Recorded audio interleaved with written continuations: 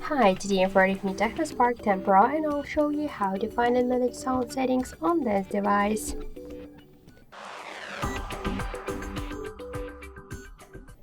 So open first the settings application and then tap to the sounds and vibration.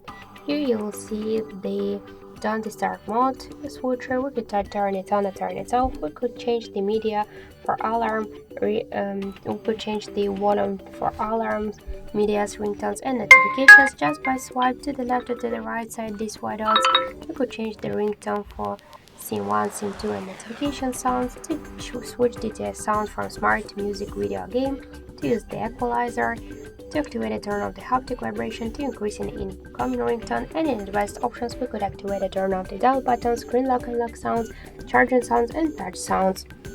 So that's it, thank you for watching, and if you find this video helpful, leave thumbs up and subscribe.